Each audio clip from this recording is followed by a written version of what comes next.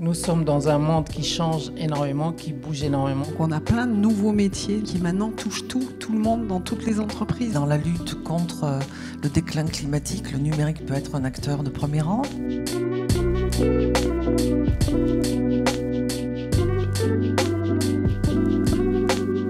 Très bien, merci à tous pour votre présence ce matin. Je suis ravie de vous accueillir pour cette première table ronde de la journée.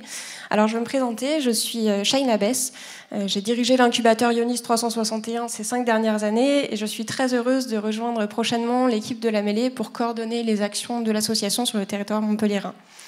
Alors suite à cette fantastique keynote de Xavier, on se pose certainement tous une question maintenant. Comment les entreprises et les talents, les personnes vont pouvoir préparer et s'adapter en fait à ces métiers de demain. Alors pour en parler avec moi ce matin, je suis ravie d'avoir des acteurs de l'éducation, de l'orientation, de l'insertion et du monde professionnel. Alors bienvenue Céline Chauvet, directrice territoriale déléguée Héros chez Pôle emploi. Bienvenue Sabrina Cagliaros, directrice de région académique du numérique pour l'éducation. Moez Benouri, bienvenue, professeur de finance et directeur des programmes Master of Science à MBS. Xavier Facelina, CEO de CECLAB. Sébastien Tombarello, directeur de Innov Campus Montpellier, fraîchement installé à Montpellier si je ne me trompe pas. Et Marie Legrand, si elle se trouve dans la salle, qui peut nous rejoindre, consultante en transformation chez Dell. Alors pour commencer, une première question pour vous Xavier, puisque vous êtes un petit peu échauffé à l'instant. Donc vous êtes avec nous en tant que responsable de CECLAB aujourd'hui, mais il se trouve que CECLAB a aussi participé aux ateliers Objectifs 2031 de la Cité de l'économie et des métiers de demain qui nous reçoit aujourd'hui. Alors j'aurais aimé avoir un mot de votre part là-dessus. Est-ce que vous pouvez nous dire quels ont été si vous pouvez nous faire un constat en fait suite à ces ateliers-là, si vous avez peut-être des chiffres à nous donner, des exemples de secteurs d'activité qui prennent de l'ampleur et qui ont du mal à trouver aujourd'hui des profils, avec peut-être un focus sur les métiers de la cybersécurité. Merci beaucoup. Donc effectivement, alors je vais même mettre pour le coup le focus complètement sur les métiers de la cybersécurité, parce que les ateliers auxquels j'ai participé en tant que dirigeant de CECLAB étaient des ateliers de la cybersécurité. Donc je sais qu'il y en a eu plusieurs dans d'autres domaines. Le sujet, alors déjà, avant d'aller sur le résultat, je trouve que ça vaut le coup de s'arrêter sur la démarche. C'est assez intéressant. Quand j'ai été contacté moi, par la Cité de l'économie et des métiers de demain pour dire, bon, ben voilà, Monsieur Facelina, on cherche des gens du métier, des entrepreneurs, des acteurs, des scientifiques, pour réfléchir au futur de la cyber, pour essayer de trouver les futurs métiers et créer les formations en amont qui vont bien. Déjà, j'ai trouvé la démarche passionnante. Donc, et au-delà de la démarche, les ateliers en eux-mêmes était passionnant, puisqu'on était, alors, dans le cadre de la cybersécurité, une petite dizaine d'intervenants à réfléchir sur des futurs 2031, 2035, en se disant, on était invité à vraiment justement libérer notre imagination. En se disant, on n'est pas là pour réfléchir aux problèmes qu'on voit déjà et aux pénuries qu'on a déjà. Le cahier des charges, c'est quels nouveaux métiers peuvent exister. Donc pour ces nouveaux métiers, on a inventé ensemble, grâce à l'animation, des futurs possibles, des menaces possibles, et on est arrivé à des métiers effectivement que je pense que chacun n'aurait pas imaginé, ou à des objets, de se dire, puisqu'il va y avoir peut-être beaucoup de cybernétique et d'implants, peut-être qu'il y aura des vêtements qui vont protéger des cyberattaques et arrêter les ondes, par exemple. Peut-être que puisqu'il y aurait une monde aussi dans un monde de plus en plus virtuel ou un parallèle, il y a peut-être des métiers qui vont se transposer. Est-ce qu'il va y avoir des notaires dans le numérique ? Est-ce qu'il va y avoir de l'enquête ? Des choses comme ça, voilà. Et puis on a aussi réfléchi à des choses en termes de territorialité, en se disant, puisqu'il y a une globalisation liée à l'interconnexion, qu'est-ce qui se passe si on a moins cette interconnexion ? Est-ce qu'il y a des métiers qui seraient de réussir à opérer quand même en région des systèmes vitaux minimum si on est déconnecté de l'État ou des autres États ? Donc voilà. Et au final, ces scénarios, alors dans la cybersécurité, ils sont souvent catastrophes, je ne vais pas vous mentir, mais on fait des scénarios catastrophes pour apporter des solutions optimistes en fait, à la fin. Donc on a dans ce livret inventé des métiers qui peut-être existeront, et qui, j'espère, vont inspirer en tout cas les formations ou les jeunes, en se disant il y a peut-être des directions dans lesquelles on peut aller. Voilà. Personne ne sait si on a raison ou tort. Mais en tout cas, ça a ouvert des nouveaux imaginaires pour dire voilà, ça c'est possible et ce serait intéressant qu'on y réfléchisse. Très bien, merci beaucoup. Céline, vous et vos équipes rencontrez très régulièrement des professionnels du monde du travail. Est-ce qu'il y a certains besoins qui remontent aujourd'hui du terrain, du côté des entreprises? Je pense à des besoins de nouveaux types de profils en termes de recrutement, de nouvelles qualités professionnelles, de nouvelles compétences techniques peut-être. Et également, est-ce que les entreprises, d'après vous, sont conscientes et outillées pour affronter ces changements dans les métiers du numérique? Waouh, ça fait plein de questions. Alors, la première question, est-ce qu'on rencontre des entreprises qui ont des besoins? Bah oui, plein. Est-ce que ce sont des besoins nouveaux? Oui et non. C'est-à-dire qu'on a des entreprises de la tech et du numérique qui recrutent régulièrement. Mais aussi, on a des nouveaux besoins, justement parce qu'il y a des entreprises qui innovent et qui travaillent sur des secteurs qui sont en plein développement. Qui ont été liés, certains, à la crise sanitaire, à la crise économique. Je pense au télétravail, je pense au e-commerce, je pense à la sécurisation et à la cybersécurité autour justement du télétravail, autour des clouds, autour du data. Donc on a vraiment déjà, du fait de l'expérience qu'on vient tous de vivre, des métiers qui existaient peut-être un petit peu, mais qui sont en train de se développer. Et puis, on a plein de choses qui sont en train de se développer aussi autour de la robotisation, autour de l'intelligence artificielle et autour de l'expérience utilisateur aussi. Donc, on a plein de nouveaux métiers dans ces secteurs-là où...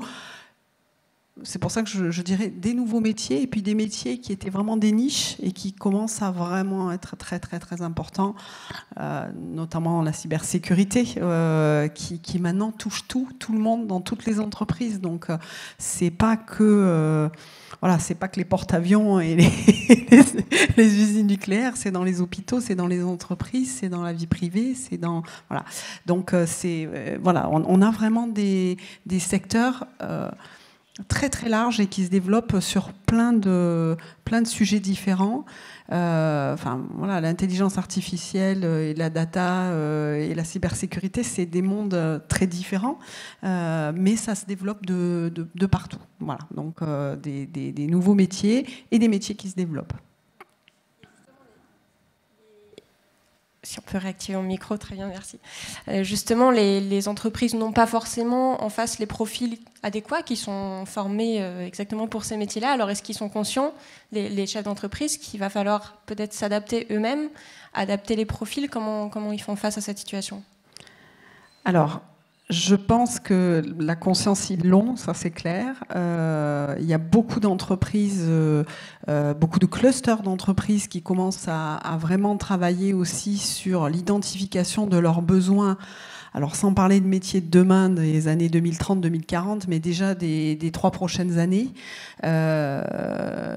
Alors que ce soit... il y a un secteur que j'ai oublié, c'est le secteur du jeu vidéo, qui est très présent dans notre région et qui justement est en train de travailler là-dessus au niveau national pour identifier justement les métiers et les compétences dont ils vont avoir besoin dans les 3 prochaines années. Je crois que vraiment là, les secteurs commencent à avoir une vraie prise de conscience là-dessus, une prise de conscience aussi, et on a parlé de numérique pour elle tout à l'heure, du travail qu'on faisait, auquel on collabore aussi, du fait qu'on ne peut plus se contenter de recruter uniquement des bacs plus 5 en cybersécurité, sachant qu'il y en a 200 qui sortent par an et qu'on en a besoin de 50 000 pratiquement, un par entreprise. Voilà, bon, ça marche pas.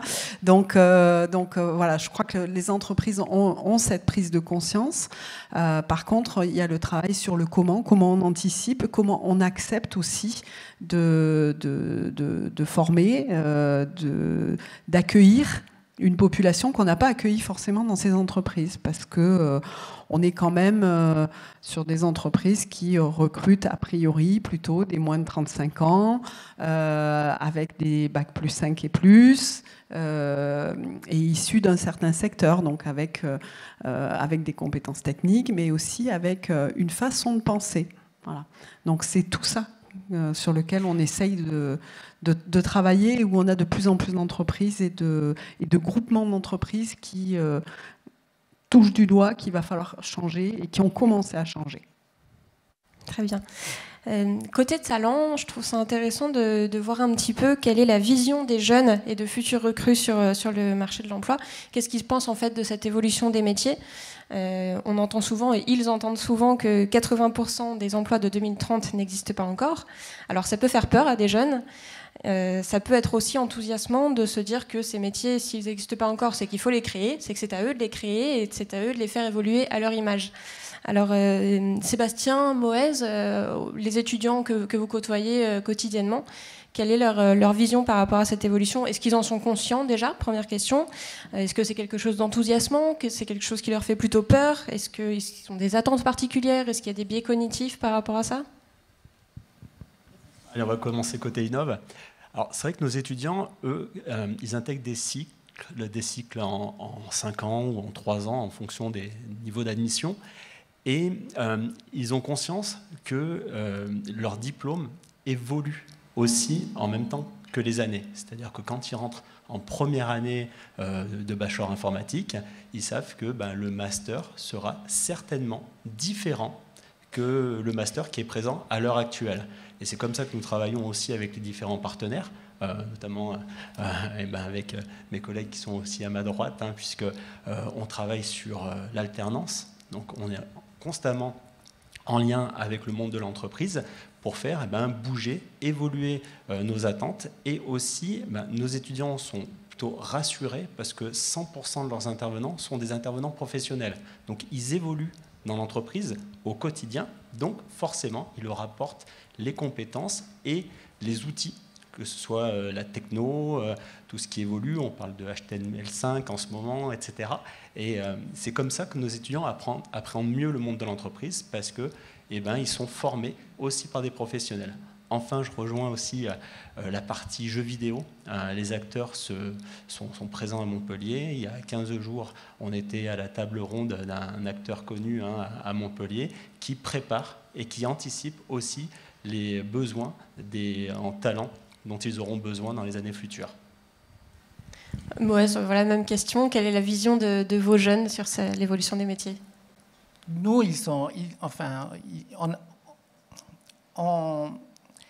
nos étudiants sont conscients du fait que entre le moment où ils commencent leur formation ou le moment où ils sortent avec un diplôme, le métier qu'ils vont avoir n'a rien à voir avec ce qu'ils ont prévu. Mais évidemment, notre rôle, c'est de les aider à être professionnels lorsqu'ils sortent sur le marché de l'emploi. Ils ont acquis un peu les compétences qui sont demandées par les entreprises. On le fait évidemment à travers beaucoup d'alternance. Donc on a beaucoup à Montpellier Business School des étudiants qui sont en alternance. On doit être autour de 80% de nos étudiants qui sont en alternance. Mais aussi de mettre les entreprises au cœur de la création de programmes et le suivi de programmes. En fait, pour chaque programme, on a ce qu'on appelle un conseil de perfectionnement. On a des professionnels qui vont donner leur avis sur les compétences dont les entreprises vont avoir besoin dans 1 an, dans 2 ans, dans 10 ans. Et ça nous permet aussi de faire évoluer nos programmes de façon à ce que nos futurs diplômés seront prêts pour être opérationnels dès la sortie. Et il y a un autre aspect aussi qui est très demandé par nos étudiants, et j'imagine que c'est pareil, c'est aussi d'intégrer, au-delà d'un diplôme et de connaissances académiques, aussi des certificats professionnalisants. Donc l'étudiant, lorsqu'il sort, il a une sorte de gage de connaissances qui sont reconnus par les entreprises à travers ces certifications professionnelles. Sabrina, même question pour vous, puisqu'on s'adresse à un public un petit peu différent, un petit peu plus jeune. Au sein des collèges, au sein des lycées aujourd'hui, quelle est la vision des jeunes sur l'évolution des métiers et sur les métiers du numérique principalement ? Eh bien, cette vision, elle est relativement contrastée. Et on a parlé tout à l'heure de la crise du Covid qui a changé pas mal les représentations. L'éco-anxiété aussi aujourd'hui fait que le numérique et l'empreinte carbone qui lui est associée, parfois ça peut être quelque chose de vu et perçu comme étant négatif. Et je crois que ce que recherchent les jeunes aujourd'hui, c'est le sens. Enfin, pas que les jeunes d'ailleurs, mais particulièrement les jeunes. Donc si, pour des métiers qui sont encore au stade, comme vous le disiez, de développement, dire à des jeunes à quoi va servir et à quoi peut servir le numérique, c'est fabuleux. Et c'est ce qu'on essaie de faire, c'est-à-dire qu'on leur dit que dans la lutte contre le déclin climatique, le numérique peut être un acteur de premier rang. On le voit de façon très très pragmatique avec, par exemple, les compteurs Linky qui décrochent à certaines heures de la journée pour faire des économies d'énergie, et ce, indépendamment de la volonté de celui qui est abonné. Là, c'est du numérique positif. Parfois, ça peut être utilisé à d'autres finalités que je n'ai pas le souhait d'évoquer, mais en l'occurrence, là, c'est positif. La blockchain, on a parlé tout à l'heure de notaire. Eh bien oui, on va arriver à non seulement avoir des documents totalement de grande qualité parce que certifiés. La blockchain sert à ça. La data, on parle de l'or noir de la data, et c'est vrai qu'aujourd'hui, si on arrive à mieux travailler avec les données qui sont totalement ouvertes, on l'espère, et les autres qui nous permettront de mieux piloter, on sera meilleur dans les métiers qui sont les nôtres. Donc l'enthousiasme, il naîtra de la capacité à comprendre que ces métiers sont transformants, et transformants vers le mieux. Voilà, je crois qu'il faut passer par cette explicitation, et on le fera avec les entreprises aussi, parce que l'éducation nationale toute seule ne peut pas faire ce travail de changer les représentations. Justement, ça me fait une fabuleuse transition pour ma question suivante. D'après vous, est-ce qu'il y a aujourd'hui suffisamment de liens entre le monde professionnel et le monde académique pour que les écoles puissent adapter leur formation aux besoins des entreprises? Donc, on a commencé à y répondre tout à l'heure un petit peu avec Moez et Sébastien, mais on peut aller un petit peu plus loin. Sébastien, chez Innov, je sais que vous créez régulièrement des nouvelles formations qui sont vraiment en corrélation avec les besoins du terrain. On parlait d'une nouvelle formation qui arrive en septembre. Vous pouvez nous en dire un petit peu plus? Effectivement, il y a une nouvelle formation qui s'appelle Tech and Business, puisque aujourd'hui il y a une forte demande sur les métiers de cross-hacker, de data analyst, de product owner. Et on voit qu'il n'y a pas forcément de formation en face. J'ai pu échanger avec des entrepreneurs montpelliérains qui recherchaient ce type de profil.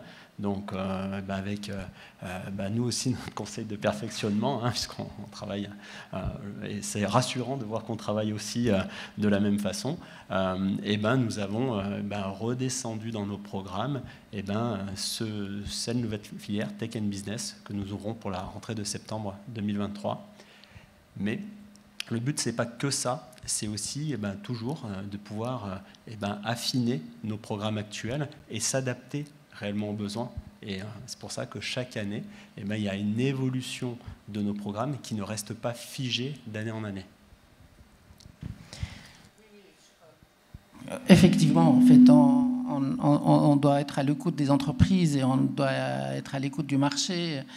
Il y a plein de métiers dans le monde du numérique qui sont en déficit de talent, et donc en fait on est là pour former des jeunes talents qui vont aider les entreprises locales et puis l'économie en général pour pouvoir se développer.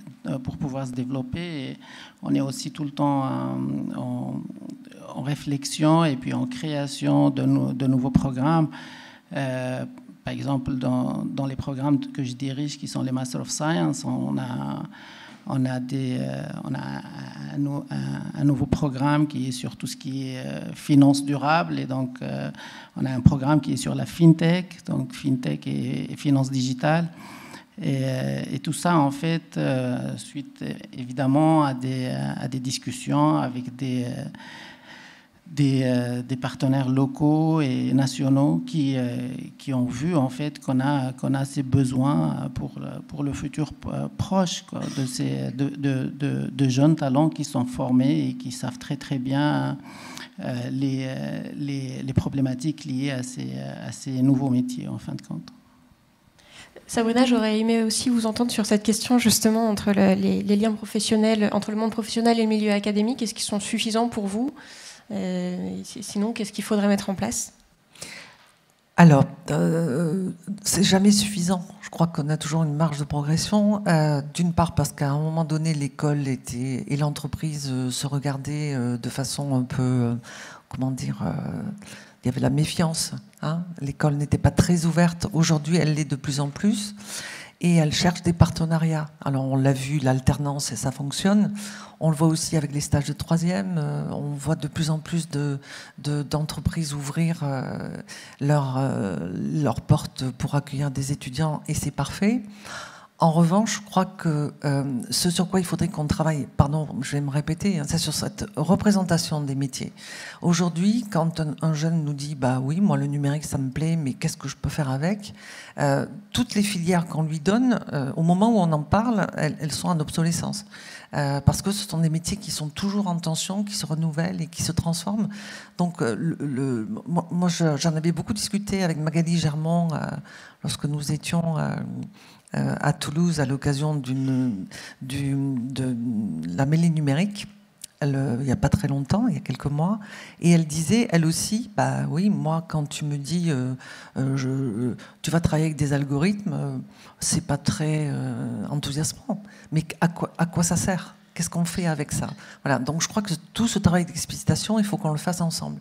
Si nous, on crée des filières de formation, mais il faut qu'en face, on puisse mettre des métiers et à quoi servent ces métiers sans donner simplement l'intitulé de ce métier. C'est là-dessus qu'on fait faux.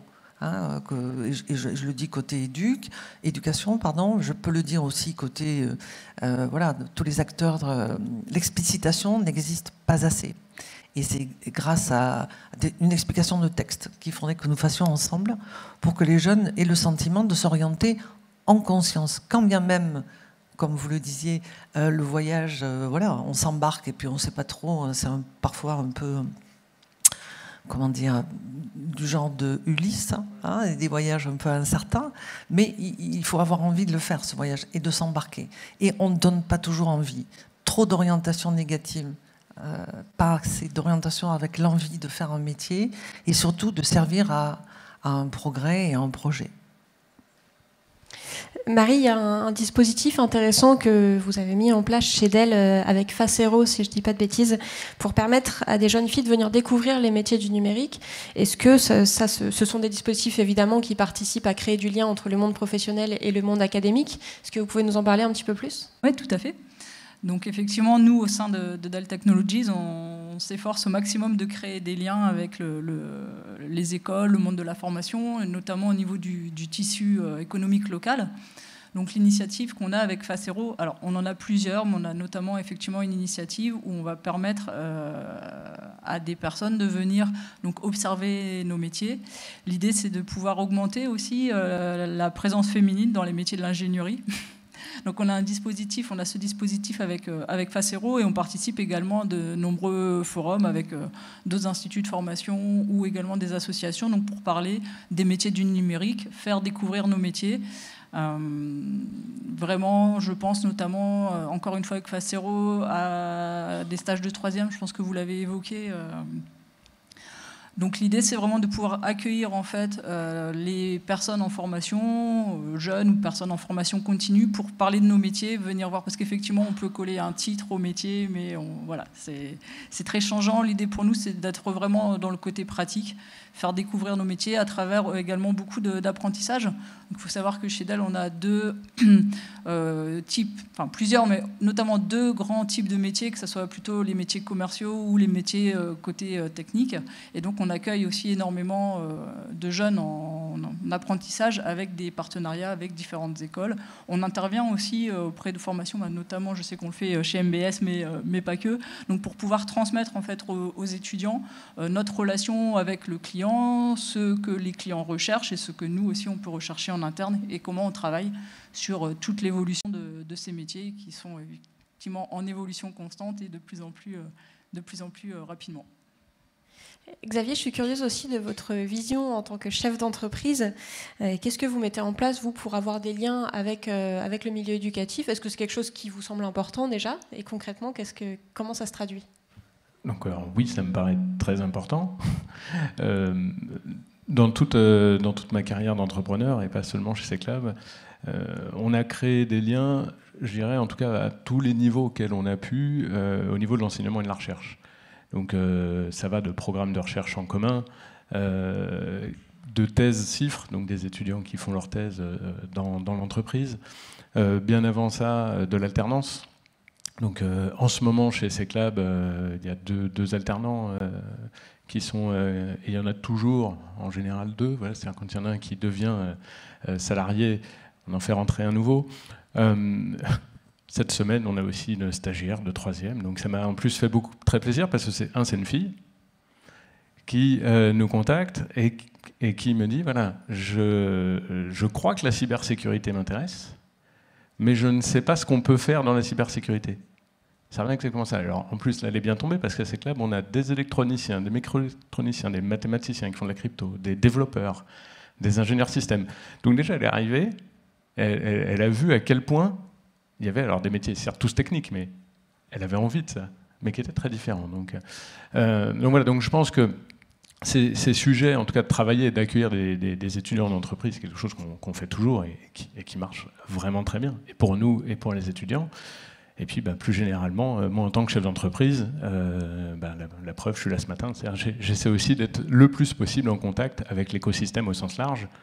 C'est aussi comme ça que les idées circulent et qu'on va tous rentrer dans nos institutions et continuer à faire des choses malines, je pense. Et justement, vous nous parliez de tous ces métiers qui sont très certainement inconnus pour cette jeune stagiaire de 3e. Quand elle arrive, quelle est sa vision, elle, de tous ces métiers-là? Est-ce que c'est quelque chose dont elle avait conscience ou pas du tout? Pas du tout, en fait. C'est-à-dire qu'elle arrive avec un...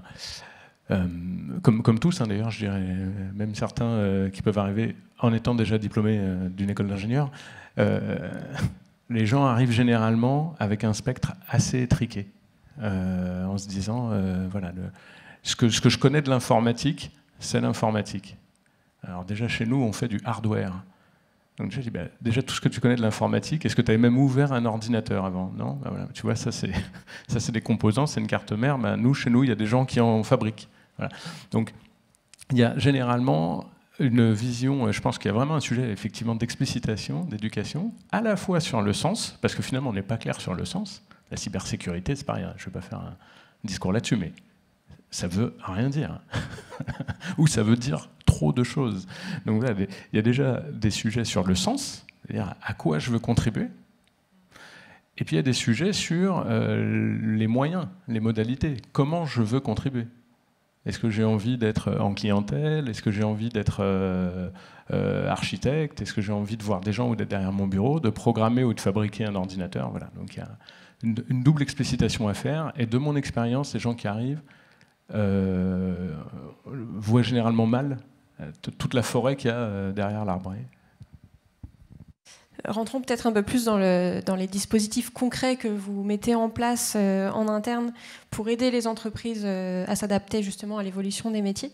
Vous, Céline, chez Pôle emploi, je sais que vous avez beaucoup d'aide à la formation, d'aide à l'adaptation, donc les programmes AFPR, POEI, je ne sais pas si on rentre autant dans les détails, est-ce que vous pouvez nous en parler un petit peu?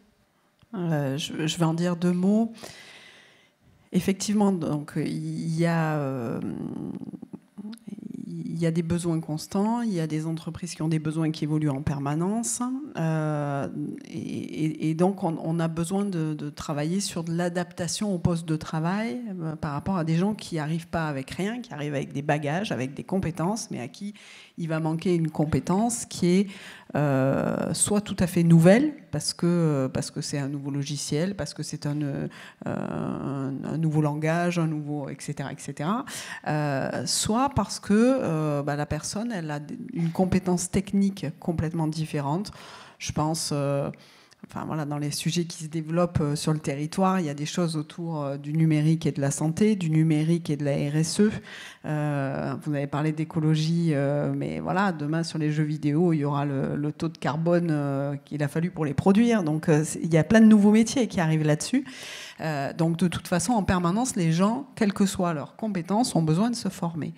L'idée, ce qu'on a mis en place au niveau de Pôle emploi, ce sont alors, deux choses qui existent depuis un certain temps et qui ont fait leurs preuves, ce sont donc les formations préalables au recrutement. C'est-à-dire qu'on forme uniquement sur la compétence requise, hein, c'est-à-dire voilà le volume de compétences que j'ai, voilà les compétences que cherche l'entreprise, j'ai celle-là, celle-là, celle-là, il me manque celle-là, et ben nous on va former sur celle-là de compétences. Et en même temps, on va pouvoir le faire avec une partie du temps en entreprise pour aussi bien connaître l'écosystème de l'entreprise, les métiers, l'entreprise, etc., et être le plus efficace possible dès le recrutement. Ça, c'est donc... je vais mettre... On adore les acronymes à Pôle emploi, donc AFPR, POE, ce sont des actions de formation préalable au recrutement. Bon, bref, peu importe. L'important, c'est l'idée, c'est de dire on peut former en amont d'un recrutement sur la compétence qui manque.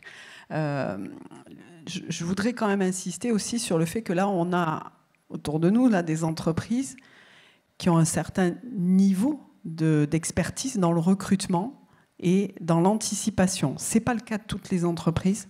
Donc on travaille aussi, nous, beaucoup avec les startups, les PME, les TPE. Et donc on a mis en place des choses aussi nouvelles pour accompagner les entreprises, ne serait-ce que pour pouvoir former en interne ou identifier les besoins en formation qu'elles peuvent avoir, parce qu'il ne suffit pas de se dire il me manque telle compétence, lui là il m'intéresse mais il manque telle compétence, il faut être capable de définir ses compétences, et il faut des fois ces compétences, il n'y a aucun organisme de formation qui forme là-dessus, parce que il n'y a que dans l'entreprise qu'on la connaît cette dimension, notamment dans les startups. Donc ce qu'on a mis en place aussi, c'est allez, encore un acronyme, après j'arrête, c'est l'AFEST, qui est une prestation, un accompagnement entre guillemets de l'entreprise pour que la formation puisse se faire dans l'entreprise, mais avec un accompagnement sur la pédagogie de la formation, le contenu de la formation, comment je certifie cette compétence, etc. Pour accompagner l'employeur ou son salarié qui va former un nouveau et le nouveau pour que cette formation se passe bien. Voilà, donc ça s'appelle l'AFEST, et donc c'est toujours dans ces formations préalables au recrutement, mais carrément le faire dans l'entreprise et sur des choses nouvelles ou très très particulières, on est en capacité d'accompagner aussi les entreprises. Et puis, dernier point, au-delà des dispositifs de formation, je pense qu'un dispositif important qu'on met en place, qui a l'air tout bête, mais c'est d'apprendre aux entreprises à se poser des bonnes questions quand elles recrutent. Et donc le travail qu'on fait aussi, ce sont des ateliers, donc là, on en a fait cette semaine ou la semaine dernière avec la French Tech, on en fait avec le BIC aussi régulièrement, pour accompagner les entreprises à se poser la question de mes premiers recrutements, comment je fais, comment je m'y prends, comment on choisit quelqu'un, comment on le recrute, de quoi j'ai besoin comme compétence, comment j'identifie tout ça, parce que un entrepreneur, c'est pas forcément un expert en recrutement.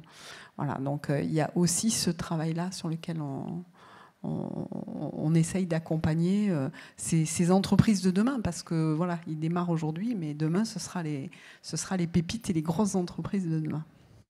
Très bien. Marie, il y a un sujet aussi sur l'adaptation des équipes à ces nouveaux métiers.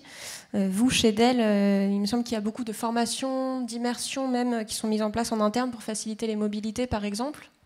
Complètement, je vais vous en dire quelques mots, mais avant je voulais rebondir sur ce que les autres personnes ont pu mentionner, parce que j'ai entendu vraiment beaucoup de choses intéressantes. Et je voulais rebondir sur ce que vous disiez, Céline, notamment au niveau du mindset, de l'état d'esprit. En fait, on parle beaucoup de métiers très techniques avec des compétences qui évoluent, et ça va continuer à évoluer, je le disais, encore de plus en plus vite, quand on parle d'intelligence artificielle, etc. Enfin, depuis tout ce qui est transformation numérique ces dernières années, il y a vraiment une accélération. Et en fait, pour faire face à tout ça, la solution, c'est vraiment tout ce qui va être apprentissage continu. Donc, formation continue, enfin vraiment tout au long de sa vie professionnelle, tout au long de sa carrière, de pouvoir justement continuer à apprendre. Et ça vient vraiment d'un état d'esprit, parce que ce qu'on se dit, nous, aujourd'hui, chez Dell, et je pense que c'est le cas dans les autres entreprises, c'est qu'au final, un métier, la technique, ça s'apprend. Mais voilà, il faut avoir l'envie. Et là, on parle vraiment d'un état d'esprit. Aujourd'hui, moi, quand je recrute, je vais, avant toute chose, chercher justement ce qu'on va appeler ces soft skills, ces compétences douces versus les compétences tech. voilà, pour avoir quelqu'un qui puisse faire évoluer son métier. Et chez Dell, comment on vit et comment on accompagne nos collaborateurs à travers l'évolution de ces métiers, ça passe par beaucoup de mécanismes, et notamment tout ce qu'on va appeler, donc j'utilise des anglicismes, mais ça vous découvrez aussi l'entreprise, tout ce qui va être mentoring et shadowing. Donc en fait, c'est des personnes qui peuvent être contactées, qui se proposent pour pouvoir mentorer, donc partager des connaissances, alors sur tous les domaines, justement, ça peut être un domaine très technique, ça peut être sur comment je peux aider un collaborateur sur un aspect plus communication, par exemple. Et quand on va parler de job shadowing, c'est en fait faire découvrir son métier à d'autres personnes de l'entreprise. Donc aujourd'hui, je suis dans tel service, je réfléchis, donc en tant que manager également, on accompagne les personnes dans nos équipes sur leur évolution de carrière. Donc en tant que collaborateur, on réfléchit aussi quelle évolution je vais donner à ma carrière dans les années qui viennent, plus ou moins à long terme. Et on a possibilité de contacter des personnes dans l'entreprise et d'aller regarder justement ce qu'ils font, découvrir leur métier. Et voilà, le jour où cette équipe après cherche à embaucher quelqu'un, on connaît déjà, et encore une fois, on le partage aussi en externe à travers ces dispositifs que j'évoquais tout à l'heure, où on accueille effectivement aussi des personnes de l'extérieur pour leur faire découvrir notre métier. Mais vraiment, 3 mots-clés, c'est l'état d'esprit, apprendre tout le temps et se rapprocher de professionnels pour travailler aussi en intelligence collective. J'imagine que c'est ça qui apporte aussi beaucoup d'agilité dans les process internes et dans les équipes, et qui permet d'intégrer plus facilement des nouveaux métiers et des nouvelles contraintes peut-être. Exactement, et là vous utilisez un mot qui me fait plaisir, qui me fait réagir, parce que c'est mon cœur de métier, je ne me suis pas présentée, mais voilà, moi je suis consultante en transformation. Donc au-delà de Dell, j'accompagne les clients de Dell dans leur transformation, donc transformation des process, transformation de la technique, mais donc transformation aussi de la manière dont on travaille. Et je travaille effectivement beaucoup sur l'agilité, le leadership agile, et tout ça c'est basé sur du feedback. Donc c'est des boucles de retour d'expérience. Donc c'est vraiment partager l'information et pouvoir à tout moment s'adapter et évoluer. Merci. Xavier, est-ce que vous voulez réagir aussi à cette question sur l'adaptation des équipes en interne et des process ? Alors, je vais réagir, mais de façon, je veux dire, SecLab et non SecLab. SecLab, c'est un cas particulier parce que c'est une entreprise ultra high-tech, deep tech, etc. Donc, l'agilité d'adaptation, c'est dans l'ADN de l'entreprise. Donc là, c'est presque pas intéressant d'en parler dans ce cas précis. En revanche, je travaille pour et avec beaucoup de clients qui ont des structures qui, aujourd'hui, en tout cas, sont plutôt designées pour pas être agiles.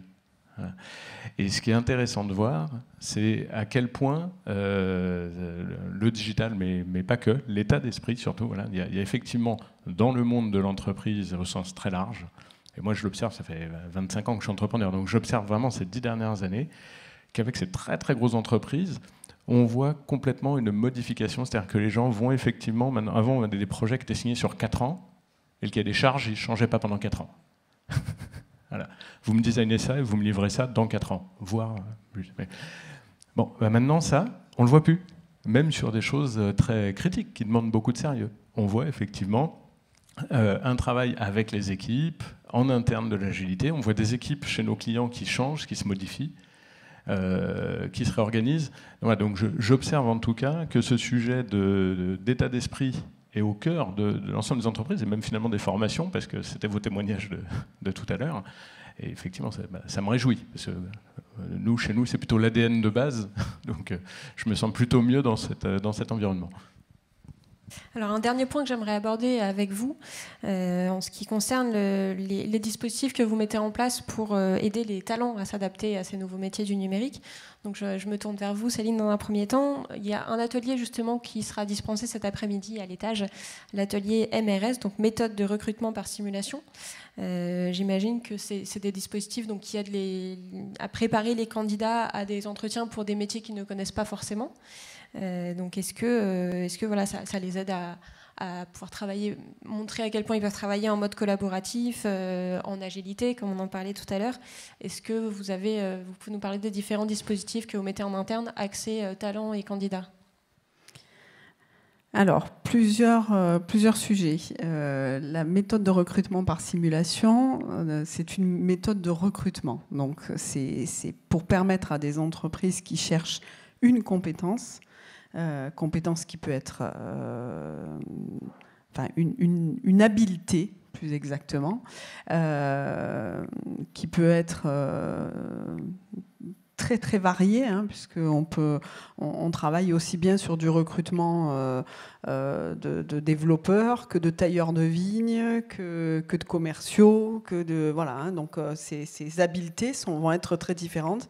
C'est-à-dire que voilà, moi je peux peut-être devenir un très bon comptable ou développeur, mais par contre être incapable de devenir un bon pâtissier. Hein, voilà. Donc, parce que les habiletés ou chauffeur routier, hein, voilà, dans les habiletés vont pas être les mêmes. Donc cette méthode, elle est vraiment conçue pour identifier les principales habiletés nécessaires pour exercer une activité et les identifier chez des personnes pour faire déjà les bons choix et aider les personnes à faire les bons choix parce qu'elles savent déjà qu'elles ont toutes les chances de réussir dans ce secteur-là. Voilà. Donc ça permet soit de découvrir un secteur d'activité, donc on fait des ateliers où là on est sur la détection de potentiel sur un secteur d'activité, et puis après on fait de la MRS, donc il y a vraiment de la méthode de recrutement par simulation, où là on est sur du recrutement avec des entreprises qui se disent finalement, plutôt que de regarder le CV, je vais regarder les aptitudes qu'a la personne. Donc ça ne marche pas dans tous les secteurs. Il y a des secteurs où il faut des diplômes, je pense notamment à infirmière ou médecin, il faut des diplômes d'État pour pouvoir exercer, donc ça on ne va pas pouvoir le mettre en œuvre, mais finalement, les métiers où il faut absolument le diplôme d'État le diplôme pour pouvoir exercer, avoir le droit d'exercer, il n'y en a pas tant que ça en France. Donc on fait ça. Donc cette méthode, on l'a mis en place.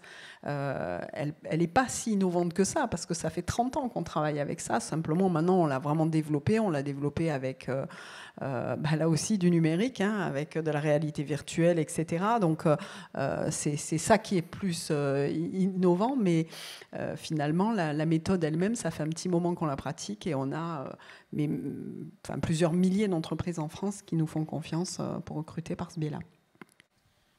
Qu'on fait aussi, c'est des choses des fois simples, c'est de permettre à des gens de montrer ce qu'ils valent concrètement. Donc c'est ce qu'on a voulu mettre en place avec l'équipe de Montpellier-Castelnau depuis 2 ans, qui est le hackathon, où aussi là on travaille avec des entreprises et on fait des recrutements en direct sur des personnes qui se sont mobilisées et qui ont travaillé pendant 2 jours en équipe devant les entreprises et qui présentent leurs projets. Donc ça aussi, c'est d'autres méthodes pour montrer ce qu'on veut.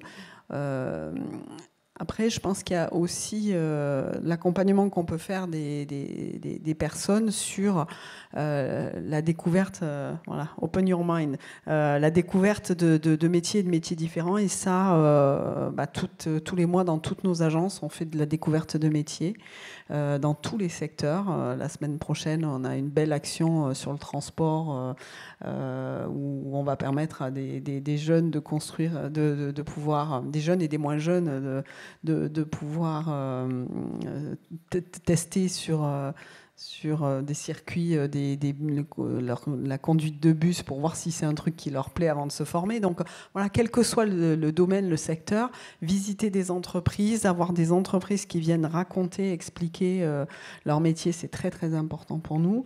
Et puis travailler aussi, vous avez beaucoup parlé des soft skills et ça me fait plaisir parce que c'est vraiment le sujet et je pense que quand on parle des métiers de demain, on parle de 2 soft skills pour moi prioritaires, c'est l'agilité et la curiosité. J'ai l'impression de dire des grosses lapalissades en disant ça, mais c'est super important. Et ça, c'est quelque chose qui se travaille aussi. Et on sait le travailler. Nous, on travaille avec des prestataires et on travaille avec des psychologues du travail pour accompagner les demandeurs d'emploi à prendre conscience de ça et à travailler là-dessus. Voilà. Et je pense que c'était important aussi à souligner parce qu'on n'est pas que sur de la formation, on est aussi sur tout cet accompagnement qui est important, de découverte et de remise en question de soi-même et de la façon de se voir et de voir le monde du travail. D'accord. Moez, vous chez MBS, quel dispositif est-ce que vous mettez en place pour aider les étudiants à s'adapter à ces nouveaux métiers du numérique ? Tous les programmes, c'est le dispositif en fait, mais On met beaucoup l'accent sur tout ce qui est soft skills. Évidemment, c'est très important parce que quelqu'un qui est très bon techniquement, mais qui ne sait pas communiquer, qui n'est pas curieux, il ne peut pas forcément bien se présenter à son futur employeur. Donc en fait, on met beaucoup l'accent sur tout ce qui est soft skills, mais on essaye aussi d'adapter un type de formation qui est du learning by doing, apprendre en faisant. Je peux donner un exemple d'un cours où l'objectif, c'est dans une spécialisation qui est dans tout ce qui est consulting.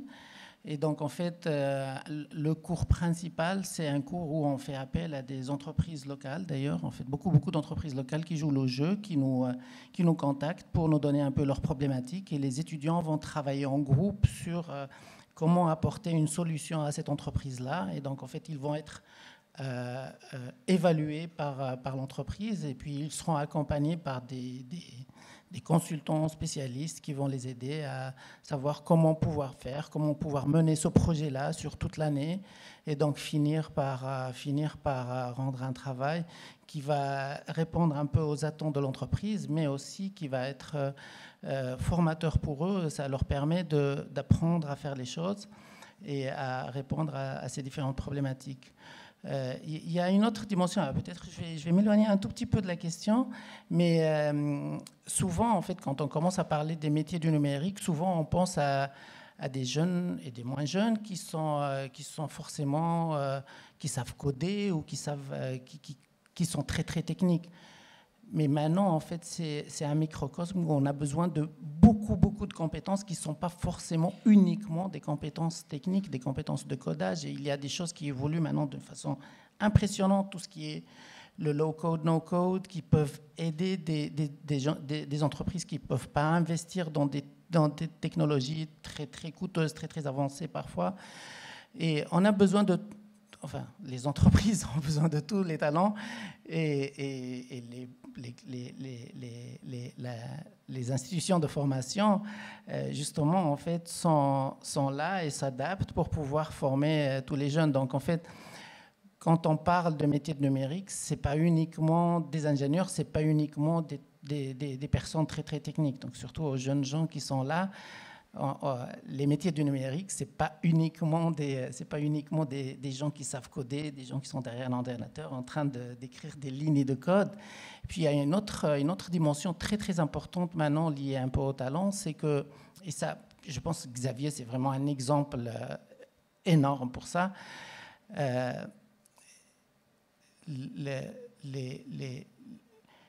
Les personnes qui vont avoir ces compétences, ces soft skills, sont souvent des personnes qui n'ont pas forcément une trajectoire linéaire. Donc, en fait, et le système de l'éducation nationale nous permet maintenant d'avoir des passerelles. Donc, on peut commencer en études littéraires et puis changer complètement et on devient quelqu'un de très technique. Moi, mon meilleur étudiant dans 20 ans de carrière, c'est quelqu'un qui a commencé par faire de la philosophie et après, il est venu faire un master en finance.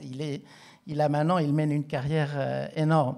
Donc, il ne faut plus penser en carrière linéaire et il ne faut pas penser que le numérique, c'est uniquement technique. Donc, il y a vraiment beaucoup de soft skills liés à l'innovation, liés à la curiosité, qui sont très utiles pour les entreprises, je pense. J'aurais aimé vous faire tous intervenir sur cette question. Malheureusement, dans un souci de timing, on va terminer peut-être quand même avec une dernière intervention de vous, Sabrina, sur un dispositif qui me semble très important. C'est le dispositif Territoire numérique éducatif, dont l'Hérault, par ailleurs, est parmi les 12 départements pilotes. Donc c'est un dispositif qui vise à aider les professeurs et les parents à mieux appréhender ces nouveaux métiers du numérique. Vous mettez en place aussi beaucoup d'actions auprès des lycéens sur la mixité, avec la mêlée justement. Est-ce que vous pouvez nous en parler ? Oui, écoutez, dans le cadre de France 2030, l'éducation nationale fait preuve d'agilité, d'adaptabilité, et c'est tant mieux, à savoir qu'on participe à ce type de projet qui permet de travailler sur l'équipement, la ressource, la formation, mais la parentalité numérique aussi, et encourager les parents à pousser notamment les filles à aller vers les métiers du numérique. Et on a un exemple au premier rang de ces jeunes filles qui osent faire la filière NSI, numérique et sciences informatiques, qui est une filière où on a simplement 14% des élèves qui s'orientent. Et dans ces 14%, une toute petite présence des filles, ce qui est dommage, hein, parce que le monde de demain, fait simplement avec de l'IA pensé par les hommes, est un monde qui sera exclusif et pas inclusif. Et c'est tout ce qu'on ne veut pas. Donc on travaille beaucoup avec les associations, Numérique pour elles, les Intrépides de la Tech, dans lesquelles on a la Compagnie du Code, 5 plombs, je vais en oublier, pardon, FAS, Wi-Fi, le supérieur avec Digifi où on a l'INRAE, l'INRIA, l'IRD, l'Institut supérieur de la donnée de Montpellier. Et toutes ces femmes, il y en a beaucoup, et il y a des hommes aussi, et c'est tant mieux, font en sorte que les métiers du numérique soient explicités, compris, aimés, et que vous ayez envie de vous y orienter. Et France 2030... j'insiste là-dessus, ouvre beaucoup d'appels à manifestation d'intérêt, que ce soit sur l'hydrogène, que ce soit sur le métaverse, que ce soit... Bon, et sur toutes ces filières-là, l'éducation nationale entre dans les consortiums. Et pour moi, c'est une joie immense de voir que voilà, on aide les entreprises à avoir de la R&D, hein, puisque notamment tout ce qui relève des startups autour de l'intelligence artificielle et tout ce qui relève de l'apprentissage, on puisse intervenir et faire en sorte que tout ce qui est essayé puisse l'être dans un milieu favorable et un terrain opportun, à savoir la classe. Donc voilà, je pense à un exemple d'agilité et c'est un exemple d'ouverture parce que vous êtes tous les bienvenus en tant qu'entreprise et association parce que l'école a besoin de ces multi-acteurs pour évoluer et faire en sorte que ces métiers soient les métiers de demain pour la plupart d'entre vous. Merci beaucoup. Je sais qu'on a beaucoup de questions en ligne, vous en avez certainement aussi beaucoup dans la salle. Malheureusement, le timing est très serré et on a réussi à le tenir jusqu'à présent. Alors, je vais simplement vous laisser quelques minutes à chacun, quelques secondes même, pour conclure cet échange très intéressant. On peut commencer par vous, Marie. Oui, tout à fait. Donc, comme je vous le disais, je vous encourage vraiment. Aujourd'hui, le nombre de ressources, vous en avez cité, et puis avec tout ce qu'on peut trouver comme formation en ligne, voilà, creusez vraiment, travaillez votre curiosité et à creuser tous les sujets qui peuvent vous servir et continuer. Donc, voilà, gardez cette curiosité, travaillez là. Nous sommes dans un monde qui change énormément, qui bouge énormément, donc n'hésitez pas à essayer de voir un peu comment va être le futur et surtout votre futur, comme Xavier l'a si bien dit ce matin. Alors, on est sur des métiers passion avant tout, et donc prenez du plaisir, ça c'est super important. Votre épanouissement, c'est la première des choses. Et je pense que tous les acteurs ont fait ressortir cette passion aujourd'hui et c'est l'essentiel. Un mot, notre chef de projet principal chez SecLab a fait des études de biologie. Voilà. Et la curiosité, c'est effectivement, au-delà d'une compétence, je pense que c'est une qualité qu'on a quand on est tout petit. Je ne sais pas pourquoi, quand on approche du monde du travail, on l'inhibe souvent. Et c'est dommage, donc la curiosité. Allez, moi je vais rajouter une petite phrase, parce que juste pour compléter, parlez-moi de moi, il n'y a que ça qui m'intéresse. Je pense que si on va voir une entreprise et qu'on lui demande à un recruteur, un employeur, de parler de son métier, on est toujours bien accueilli. Donc voilà, je crois que le sujet, et c'est pareil chez nous aussi. Donc voilà, allez découvrir, allez rechercher. Effectivement, les métiers de demain, personne ne les connaît. On n'a pas de boule de cristal, mais par contre, il y a des choses qu'on sent. Hein, il y a des grandes orientations, il y a des grandes donc qui vont dans le sens de ce que les gens ont envie de faire.